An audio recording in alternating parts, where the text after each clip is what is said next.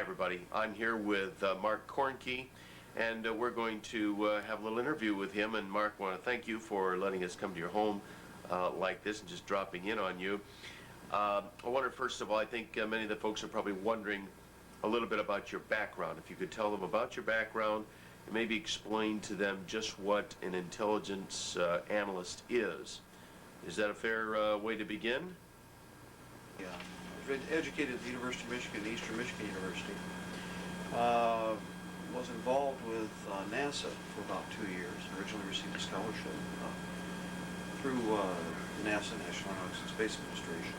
And in my endeavors, I eventually got involved with attached services, working with special warfare personnel from 1975 through 77 as an RTO, radio transmitter operator. And I participated in numbers of operational exercises inside the 5th Army area. Found out that I enjoyed it, and eventually was recruited into the intelligence field from attached services, where I decided to go into the position, intelligence analyst. I was recruited in that particular slot, part of it being an ambition to fly eventually. Strangely enough, that doesn't sound like to be attached, it would be connected, but it was. Classes requirements changed with the Carter administration. The need for pilots and navigators was altered dramatically. And I stuck with the intelligence field. I'm school trained from U6, U.S. Army Intelligence Center in schools. I was the 13th in my class out of 33, and the second highest class to graduate from U.S. Army Intelligence Center as an analyst. So we're in the top 67 to 68 set of individuals that were available in that particular MOS at the time, up to present date, by what I understand. No, but what's MOS for those that might not? Military occupational skill. Okay. And in the time that I had worked as an intelligence analyst, many cases we double dip or we overlap into other particular skill areas. I've worked also, of course, as a classified records custodian, control document officer, and also as a counterintelligence coordinator.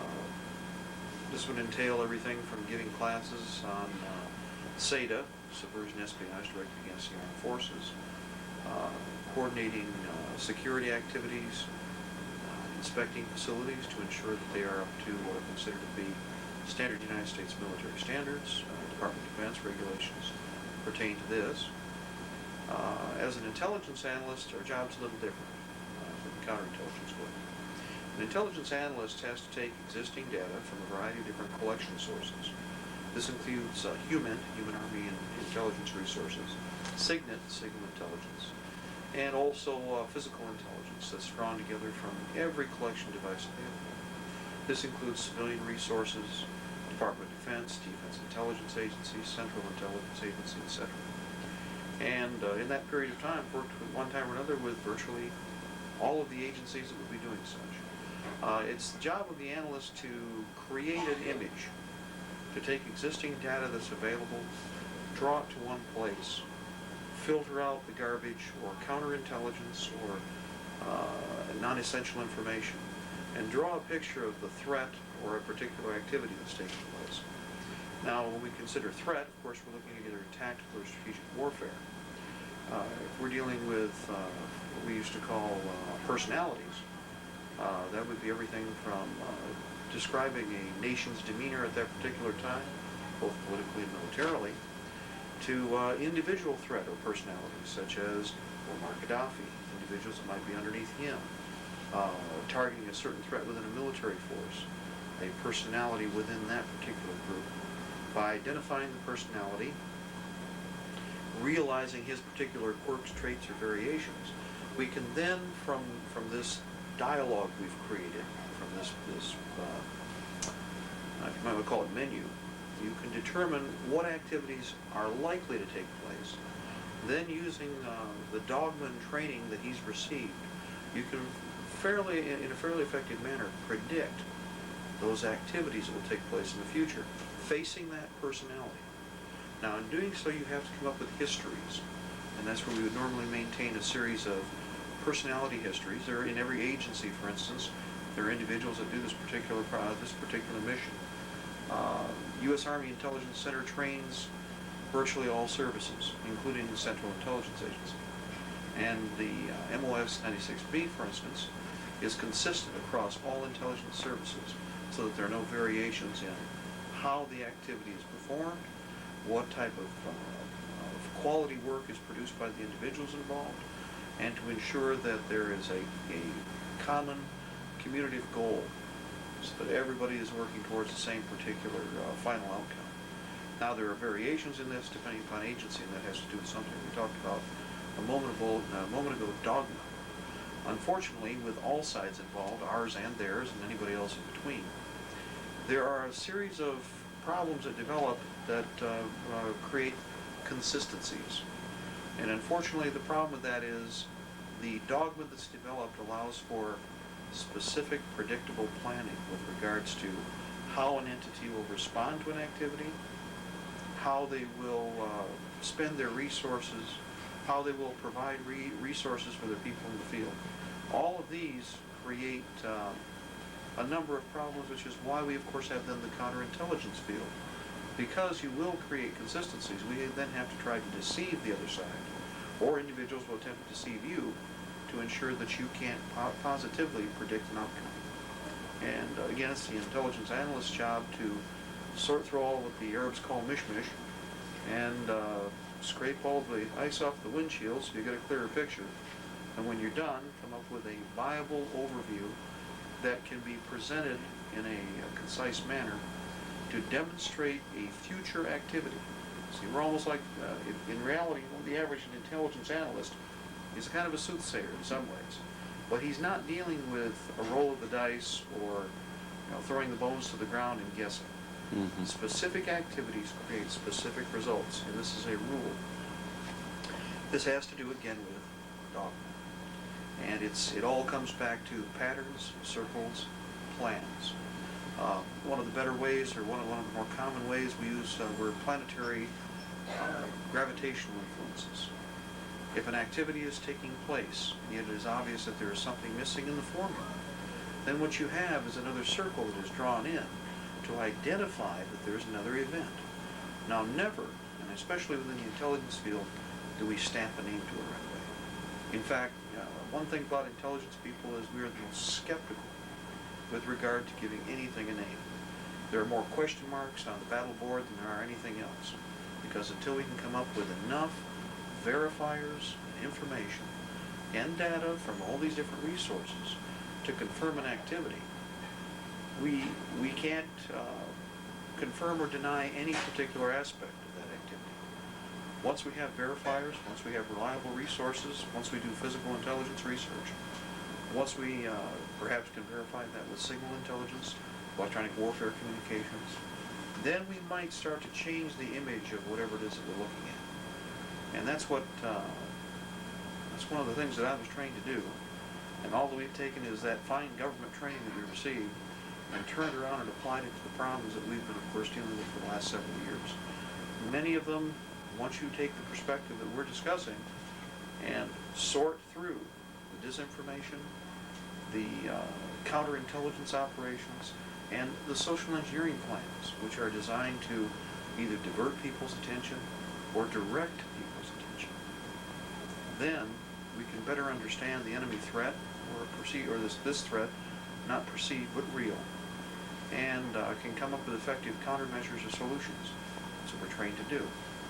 We're simply offering our services the way it was meant to be, in a patriotic manner for the people, for the citizenry of the United States. You referred to the enemy, and obviously you believe that there is an adversarial relationship here, that we're in danger. And I think the viewers of this tape would really be interested in knowing, how did you happen to come about this knowledge? What were the first clues that you had that something was wrong? It was obvious that a series of influential elements or spheres were involved in creating activities while I was involved with both USAIX and U.S. Army Intelligence in cooperation with other agencies that I participated with. And that in many ways these did not fit the patterns of what we consider to be the known elements of our government. As many people have said over the years, I don't know what they're doing, but it certainly isn't in our favor. It isn't for our good, our well-being. It is obvious over a period of time, and again, I didn't put a name to it, that there were several spheres that were involved. And I believe that, and I may still be missing a few, but I believe a minimum of 5 different spheres of influence existed, or exist still, some of lesser power now. Perhaps more because there are, of course, evolutionary circles within circles. But these different influential spheres were counterbalances to one another. Something that the Founding Fathers talked about, checks and balances. What's happened is, in this long-playing activity, or progressive, we might call it campaign, the individuals involved targeted specific key elements of our government, and picking at the foundations, we're able to drag one pillar down at a time that was part of the base holding up this particular thing that we call the limited constitutional republic. In doing so, they've been able to collect more and more power from different spheres, from different circles, and different entities, and the others have progressively shrunk. Well, since they have less influence, and the others, of course, have accumulated more, we're seeing something more in line with despotic governments of Europe, or despotic governments of Asia or even Africa, where once the power is accumulated completely in one hand, you have tyranny instead of a government that is of the people, by the people, for the people.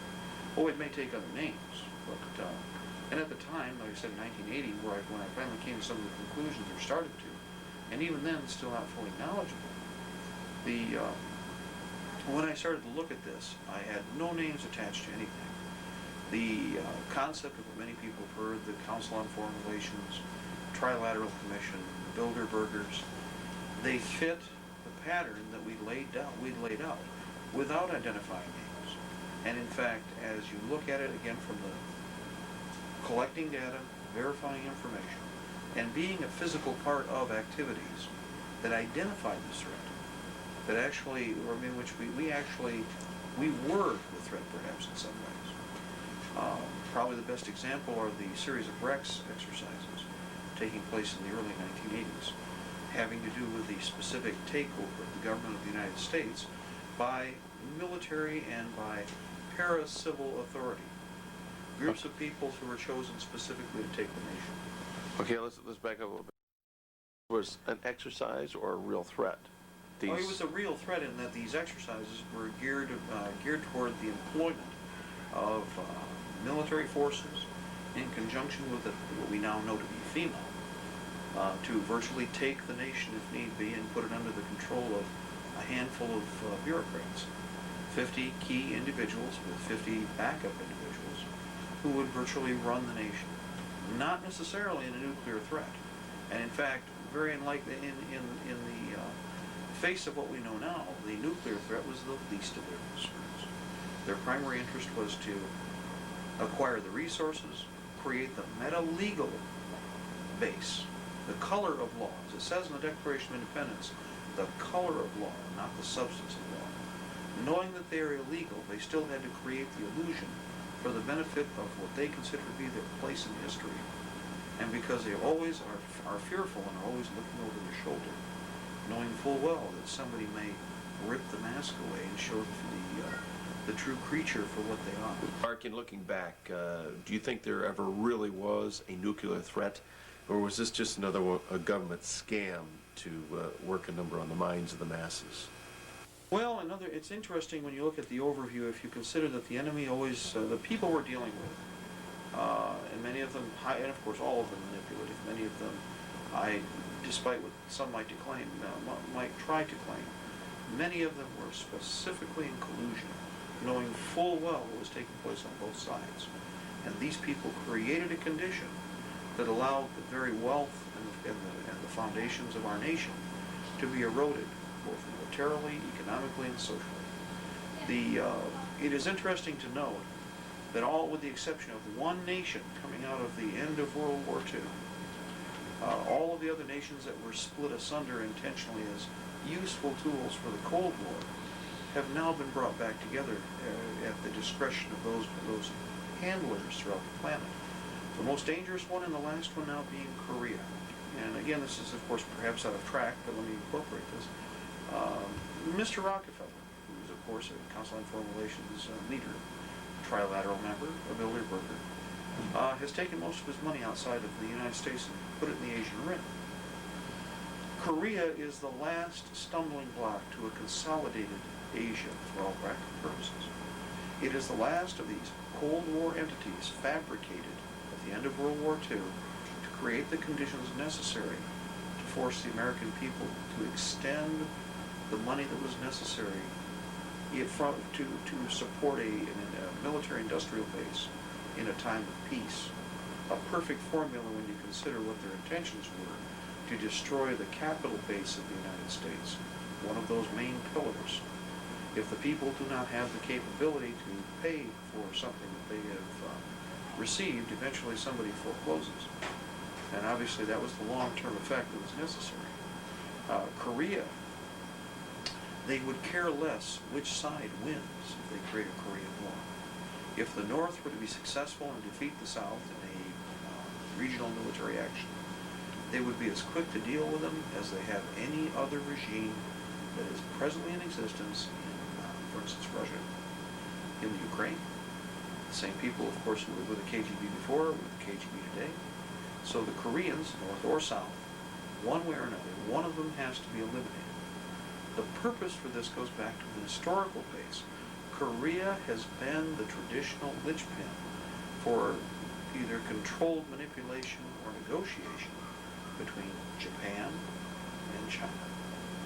And to create one of the lesser dragons, they need a consolidated Korean peninsula. Going all the way back to the Ming dynasties, Korea was a balance point, a pivot, and still is today. Gutted industrially in a military action, it would offer an internal market for both the Chinese and the Japanese in which they could consolidate in a joint effort. After doing so, they could then take this particular hegemony and point it at what is left of the Western civilization, and of course employed effectively as a dagger into the heart of our economy. Okay, now you refer to what is left of the Western society. Are we speculating that the end of the Western society as we know it is part of the goal? Are we being eliminated? Yes, I think that's. I think the key here is the fact that virtually every, for instance, the concept of the free citizen is that the free citizen possesses coercive force to defend himself from the governments that exist. Virtually every English-speaking nation, with the exception of one, and it just passed some of the legislation now, has passed extreme firearms regulations. Australia, New Zealand, England, and Canada.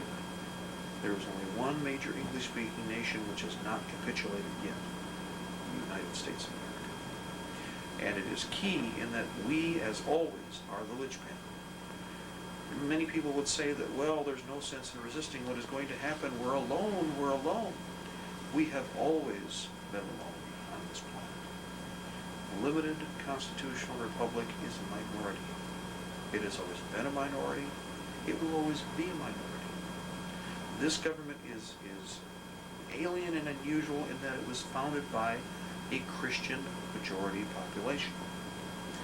It is the epitome of what we would like to see of a Western population, or was. Now, let's take a look at the other nations involved.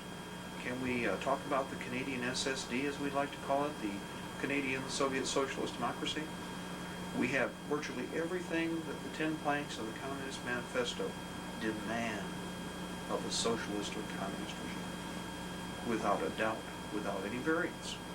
In fact, we are now seeing through the, I will not call it a government, but this present regime, which through NAFTA has directly violated the Constitution and the Bill of Rights, because they are trying to claim that treaty overrides the declarations, both of independence, our Constitution, and the Bill of Rights, and that they can be manipulated by treaty. This is not so.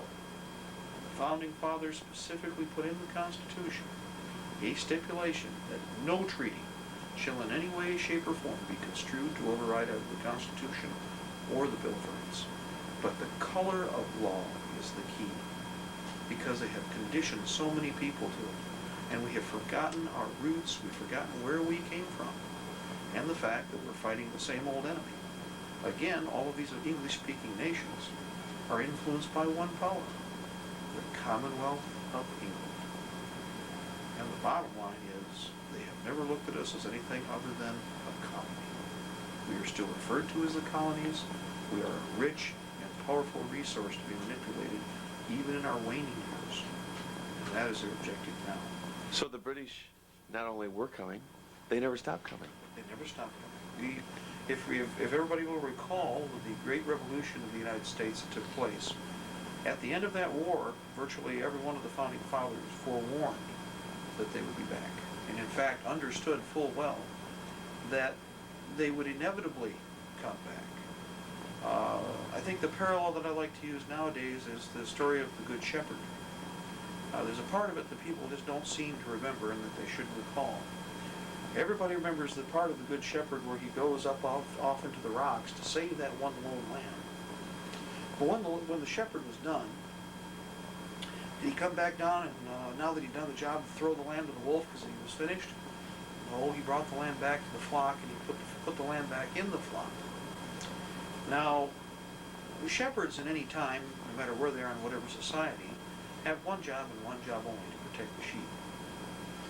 In the evening, especially in the time of Christ, in the Middle Ages especially, if a man lost his flock, he was out of business, and chances are he didn't live much beyond that because he had no sustenance, he had no living. In this period of time, normally the shepherd, if he was by himself, would find a safe place where there were 3 walled surfaces.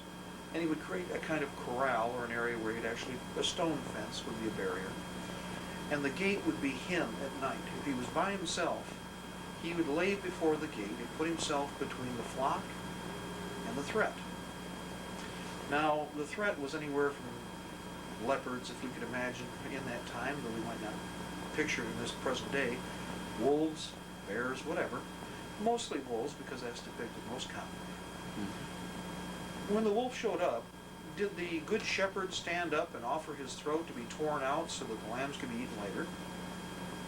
Did the Good Shepherd negotiate with the wolf? The wolf was a primal, evil threat.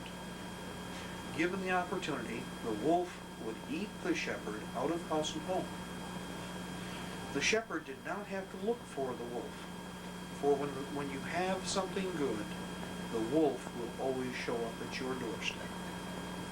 Now the shepherd had something very important. It's called a wolf stick.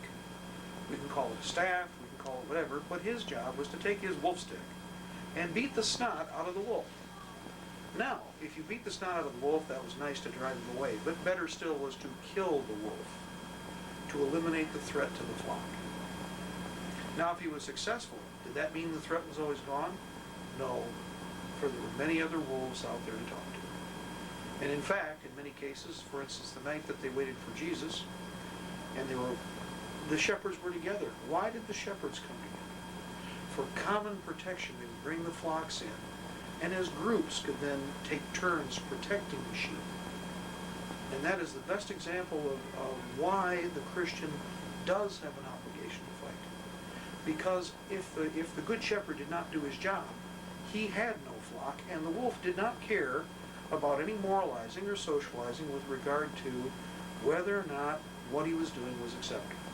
It is obvious that if the shepherd did not do his job every night, the wolf would eat well, and the shepherd would be out of business. And that's the problem that the American people have right now, and that is a problem that I think Western civilization has right now. They have lost sight of all of the goals that are involved with being a good shepherd. It's not just going out looking after little lamb, because unfortunately when you're done, you got to bring little lamb back to something. Mm-hmm. And there had better be some sound, rock-solid foundation there, or else the rest is movement. And again, the wolf will always return. Do you find that people are receptive to the things that you talk about? You know, the threat, the dissolving of the Western way of life, our country, the fact that there is an enemy. Do you find the common response is, well, what can we do about it? I mean, Christians aren't organized. There aren't any real organized resistances that I'm aware of.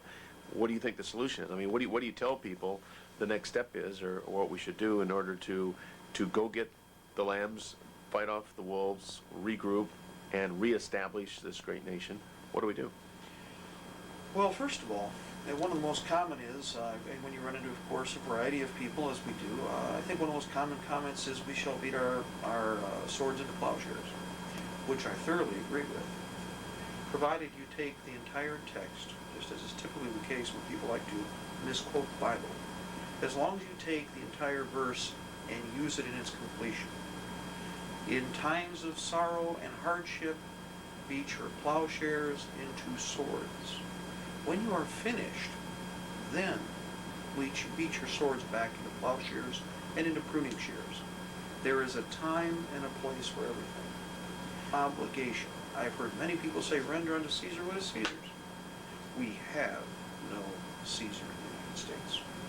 And if we're to follow the laws of the land, then I suggest that everybody remember to read this law of the land in Congress, which states uncategorically that the citizens of this nation have an obligation, a right, yes, an obligation also to, when need be, throw down tyrannical and despotic government. This is totally alien to the whole concept of government in itself, up until the time when this nation was brought about. The only time, only two times perhaps, is the Polish government of the later part of the Middle Ages, and traditional Israelite government, in which David, of course, the nation called for a king. And David himself said, no, you shall have no king. People seem to forget. We have one of the best teachers available, of course, and that's the Bible. Now, some people say, oh, Mark, you bring up that religion thing. Well, the point is, as George Washington said, any person who would try to divide religion from government in this nation should never be considered a patriot. And those are his own words. Mm-hmm. Because this nation, unlike others, was founded upon the common law. Why do we have the Bible in the courtroom? So that when we sit down and we watch what's going on, and a witness comes forward, we know that that witness is in no way, shape, or form holds any illusion about where he stands with God, because he has laid his hand upon all of the laws of this nation. That's the common law, the Bible. And the guidelines are there, and the knowledge is there, and it's in the hands of every citizen. Many people are afraid of that, and understandably so. For if you've become a corrupt nation, and if you have become despotic, then all of those laws are a threat to you. Just as an armed population is a threat to any tyranny. And in fact, as Hillary would say, it certainly is a health issue. It's a health issue to tyrants. Because terminal lead poisoning is usually the end result for tyrants when they attempt this despotism with a free people. Sometime in the future, there's going to be some kind of a confrontation or a period of anarchy where there really will be a complete out and out, a lot of shooting going on. Well, I can see, in fact, in all the work that we've done just in the last 3 years, and especially in the last 6 months, we've been all over different parts of the country, and I've talked to virtually every walk of citizenry that you can imagine. I have seen grandfathers in their 80s step forward and state that they will stand and fight. I've seen teenagers who then look at those grandfathers and realize that if that man can stand and say that, and he knows that there's a retirement maybe, he can sit back and relax. But that old man who's in his 80s understands history because he's lived it. And he knows that there is no resting on your laurels when tyranny is involved. Or when this threat, when we're talking about dictatorship, these people are coming together all over the country. In every corner of the nation I've seen this. Every day, just like the letter I got here today, are one of hundreds that I get in a week. The comment is the same. We must do something. The time for talk is almost past. That doesn't mean that we should not, because I personally feel in my heart that we must do everything, we are obligated as Christians, that we must do everything in our power to attempt a peaceable solution to this, but the enemy will not suffer with a peaceable solution to this. But the enemy will not suffer with a peaceable solution. Your enemy does not have any honor. For if you listen to the very concept of the New World Order, The first rule is this: there will only be one side. Where you have only one side, you have tyranny. Power corrupts. Absolute power absolutely corrupts. And these people are tyranny most foul. They know that we have been conditioned, unfortunately, as citizens, as sovereigns, as Christians, to compromise. Well, this gets back to the whole problem with the good shepherd and the wolf. All the wolf wants is one sheep. Why are you being so greedy in keeping all of them together like this? Wouldn't it be better, rather than to stave off the sheep and keep him from what he does not rightfully belong, wouldn't it be better just to offer up that lamb that you just went up the mountainside to save? Wouldn't that be a better option? After all, it's just a lamb. And it's only something of a larger something. We can come halfway, or a quarter of the way, or an eighth of the way. A tyrant deserves no compromise. The wolf deserves no compromise. He has not earned, he does not deserve, nor in any way, shape, or form does he hold any honor. He will be back tomorrow for another lamb. It is the same thing that we are seeing today. You are dealing with, it can be communism, fascism, or socialism. They are all tyrannical regimes in which a central power wants to hold that iron fist above its people. And any time that anybody looks up, drive that fist into that person's face to ensure that they will not do it. For there should be no aspiration to greatness in any way, shape, or form.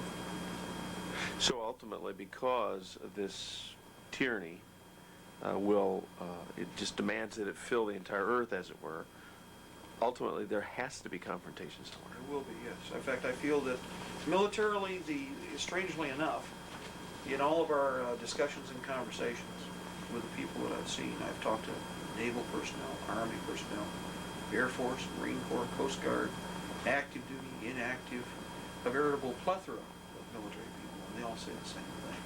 They will refuse the orders of these people.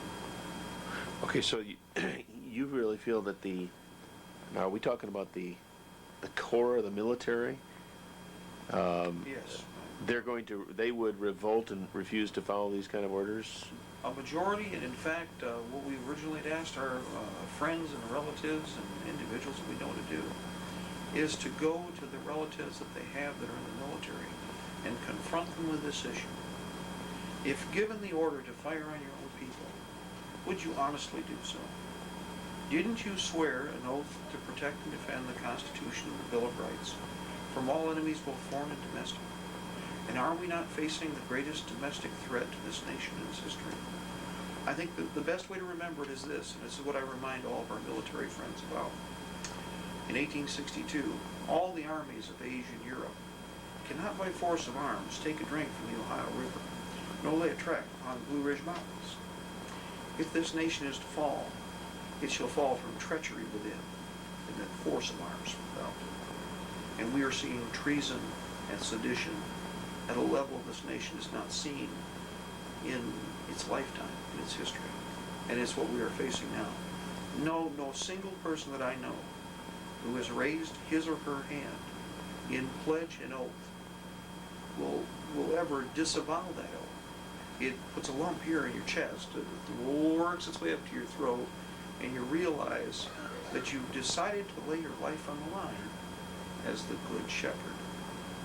And it comes full circle. And all your teachings as a youth and all of your beliefs are put to the test here. Does that mean that we don't have corrupt people who will cooperate? Oh, yes, we do. There are some. Does that mean that the enemy hasn't consolidated them into different groups? Oh, yes, they have. But there are just as many, and in fact more, who realize that back here in the lumberyard, in their mouth, there's a bad taste. There's a spark back here. They know something's wrong.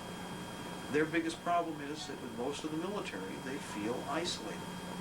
And what we need to do, and what everybody out there needs to do, is to go to those people that they know and say, have you seen this? Have you heard this? What will you do if they try to force a blue helmet on you and you become an international policeman? If you become an international policeman, There's an old saying, what's good for the goose is good for the goosey.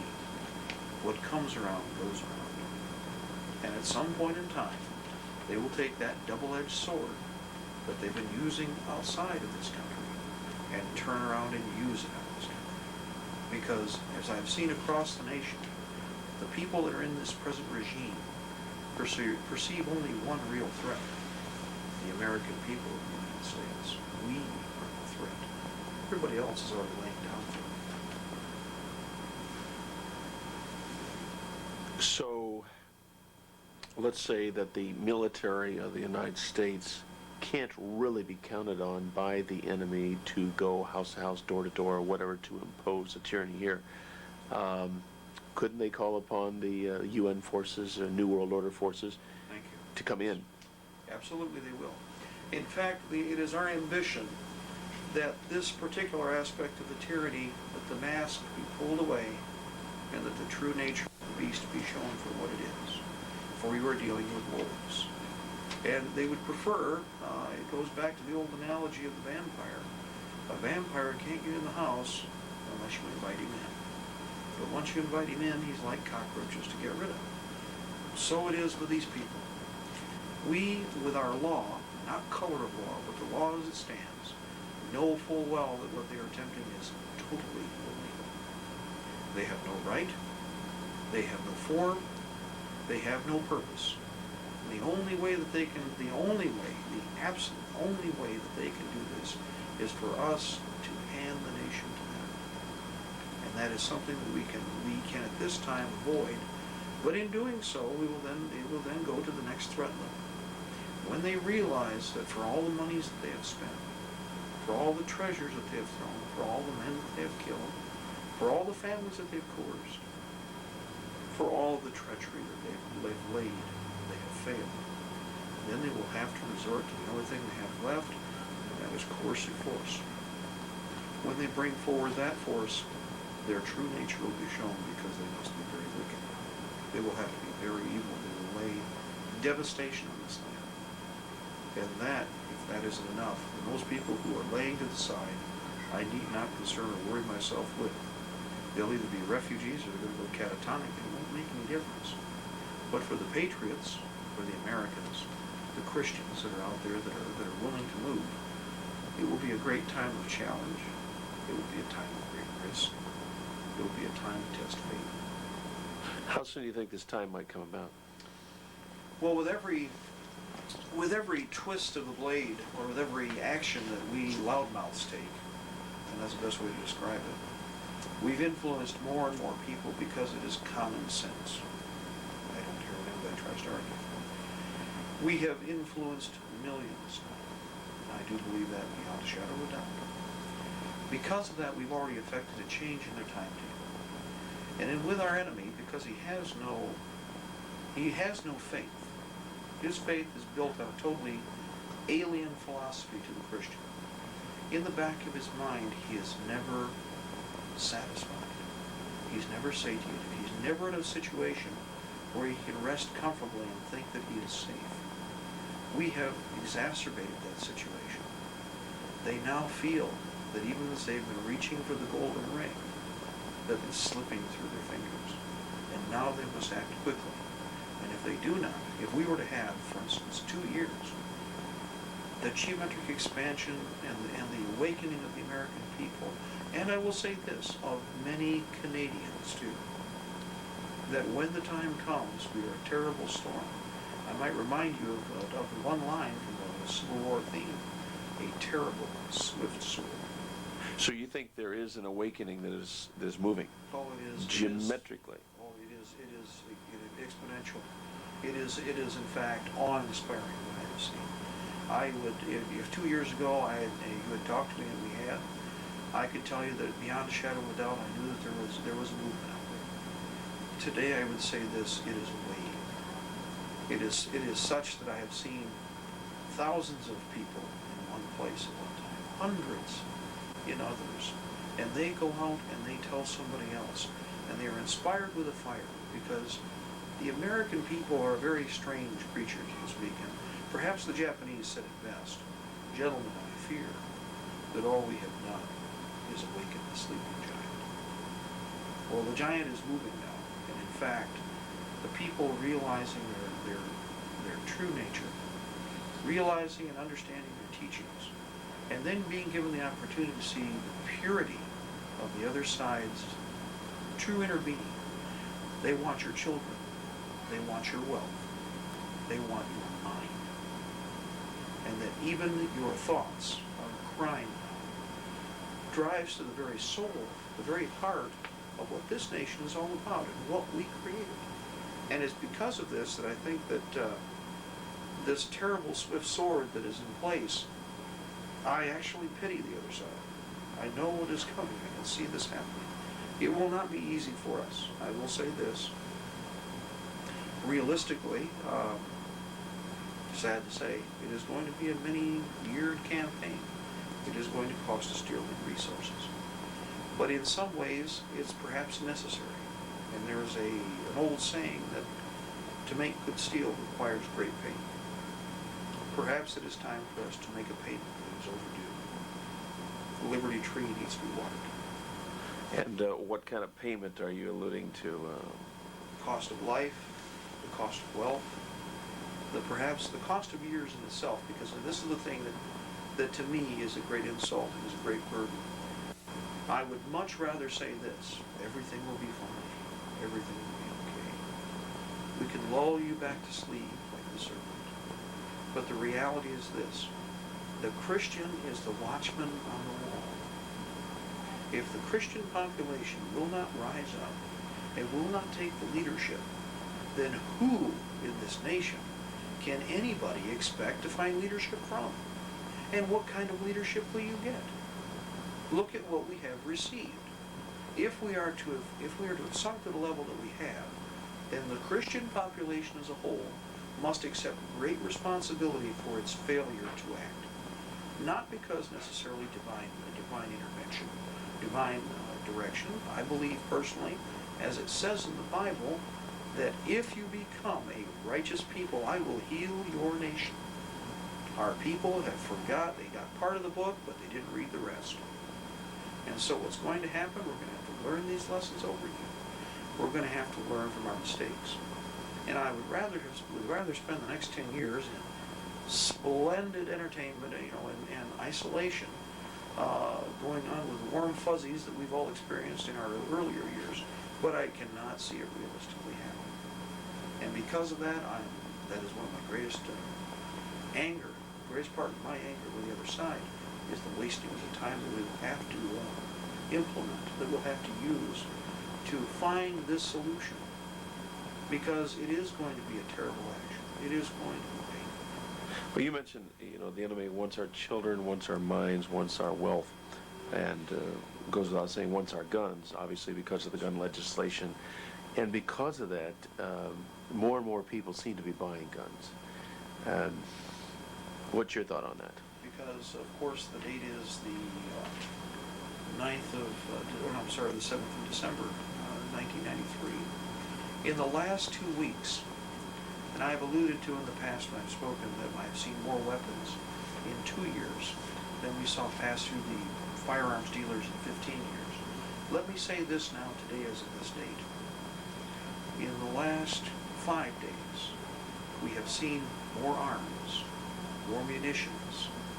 We have seen more arms, more munitions, more equipment pass through than all of the 17 years prior to this, just in 2 weeks. To give you an idea, one company alone, in 1 day's sales, not to companies, not to businesses, but to mom and dad, grandpa and grandpa, the kids showing up with a pickup truck, well over 200 million rounds of ammunition. Now, surplus ammunition of different types, calibers, etc. 200 million rounds in 1.5 days. That's just one company of many. And in talking all over the nation just today, I've called different parts of the country. This on the anniversary of Pearl Harbor. Mm-hmm. I've talked to different people across the nation who deal in the same business, and they've said the same thing. They are exhausted. A wave has gone out in reached out and purchased virtually everything and anything that was available. Not of businesses, not corporations, not the government. Mom and dad showing up and realizing that they're going to have to use their living teeth. Cases upon cases of ammunition. More weapons, more arms, more equipment. Now, some people would say, oh, he who lives by the sword dies by the sword. I will remind you, we have our wolf stick. That's what this is all about. And the gray-haired people that are leading us, or who are at least going to be at our shoulders, side by side, walking with us, have seen this all before. They have seen World War II. Some have lived through the tyranny of communism and socialism. Many of them have stated categorically, Mark, we have nowhere to run. A friend of mine who was in Chicago came up and he said, Mark, when my grandfather was in Poland, and the Germans were coming from one way and the Russians came from the other, he took the whole family in a great migration and ran into the Mediterranean. From the Mediterranean they came to the United States. And eventually even his son fought in the later part of World War II.